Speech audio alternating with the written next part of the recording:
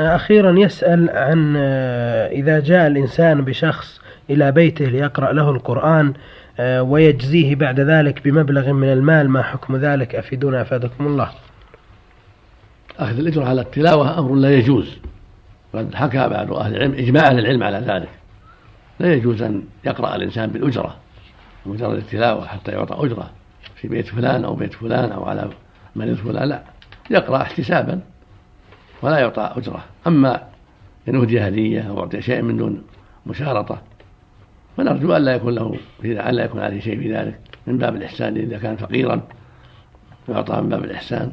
أما يكون مشارطة كل يوم بكذا أو كل جزء بكذا أو السورة بكذا، هذا منكر لا يجوز.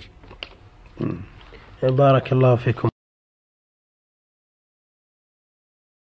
تلاوت قرآن پر پیسے لینا. فضیلت الشیخ عبدالعزیز بن عبداللہ بن باز رحمہ اللہ سے سوال ہوا، اگر کوئی انسان کسی شخص کو میرے گھر لاتا ہے تاکہ وہ تلاوت قرآن کرے، جیسے ہمارے ہاں ختم شریف بھی ہوتا ہے، اور فرماتے ہیں سائل کہ اس کے بعد اسے کچھ پیسے بطور اجرت دیتا ہے، اس کا کیا حکم ہے؟ ہمیں استفادہ دیجیے، اللہ آپ کو فائدہ پہنچائے. کہ جواب میں شیخ فرماتے ہیں تلاوت قرآن پر اجرت یعنی پیسے لینا جائز نہیں ہے. بعض اہل علم نے اس پر علماء کرام کا اجماع ذکر کیا ہے. جائز نہیں کہ انسان اجرت کے عوض قرآن پڑھے، یعنی محض تلاوت کرے تاکہ اسے فلاں کے گھر پر اجرت دی جائے یا فلاں مریض پر تلاوت کی جائے. نہیں، وہ پڑھے بس اللہ سے اجر کی امید پر، اسے اجرت پیسے نہ دیے جائیں.